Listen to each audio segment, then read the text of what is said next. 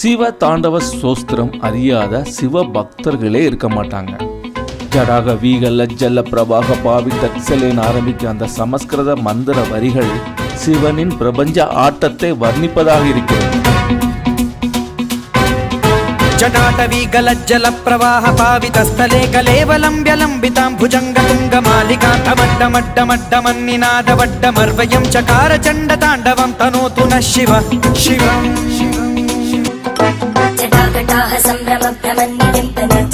சிவதாண்டவ ஸ்தோத்திரத்தை ஜபிப்பது அல்லது கேட்பது ஒருவருக்கு அபிர்தமான சக்தி, அழகு மற்றும் மன வலிமை அளிக்கிறது.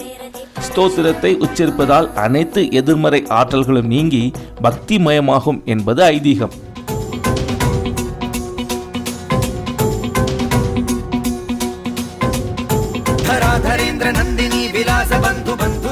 இப்பேற்பட்ட இந்த ஸ்தோத்திரத்தை எழுதியது யார் தெரியுமா? எழுதியது யார் என்று சிலருக்கு தெரிஞ்சிருக்கலாம், பலருக்கு தெரியாது. ஆகவே தெரியாததை தெரிஞ்சு தெரியாதவங்களுக்கு தெரியப்படுத்துவதுதான் நமது சேனலின் நோக்கம். இந்த சிவதாண்டவ வரிகளை எழுதியது புராணத்தில் மிக மோசமான, கொடூரமான, அடுத்தவன் மனைவியை கவர்ந்து சென்ற கயவன் என்று வர்ணிக்கப்பட்ட 10 தலை ராவணன் தான்.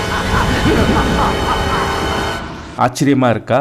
ராமனுக்கு எதிரி, ஆனால் சிவனுக்கு பக்தன். இவன் ஏன் இந்த ஸ்தோத்திரத்தை எழுதினான்? எப்போது எழுதினான்? பார்ப்போமா? யார் இந்த ராவணன்?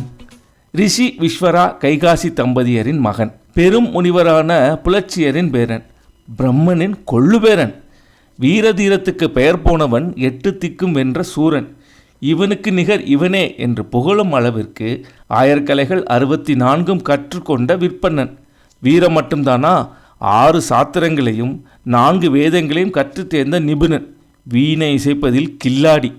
ஜோதிடம் குறித்தும் மருத்துவம் குறித்தும் நூல்கள் எழுதும் அளவிற்கு ஞானம் கொண்ட ஞானி. இலங்கைக்கே ஈஸ்வரன் என்பது போல இலங்கேஸ்வரன் என்று புகழப்பட்டவன்.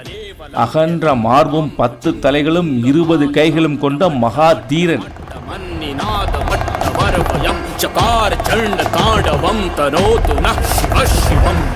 சிவபெருமானின் பெரும் பக்தன்.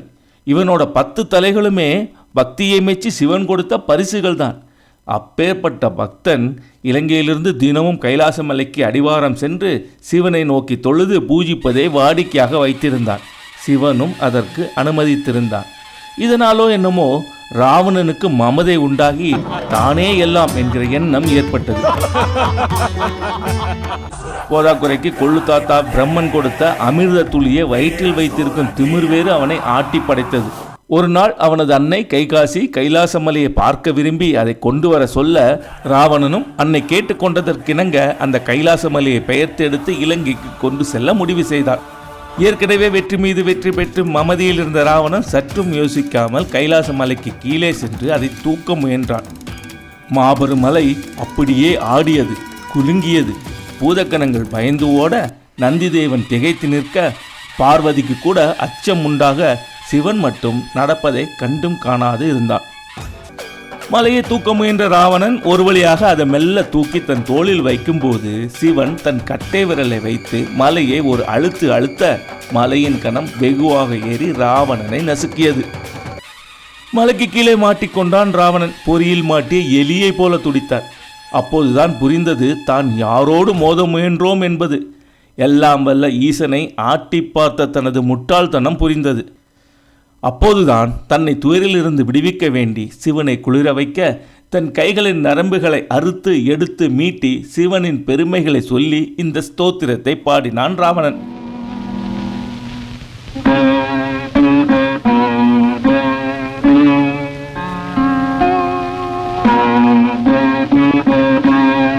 சிவனின் தாண்டவத்தையும் சிவனின் அருமை பெருமைகளையும் சொல்லும் அற்புதமான ஒரு பாடல்.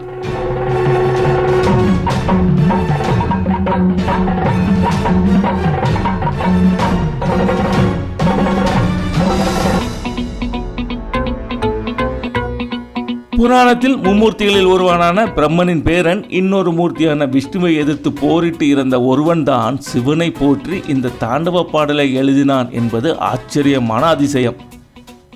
மலையின் கணம் தாழாமல் ராவணன் பாடிய இந்த மந்திர பாடலே வாழ்க்கையின் கணம் தாங்காமல் தவிப்பவர்கள் பாடினால் துன்பம் விலகும் என்பது நம்பிக்கை.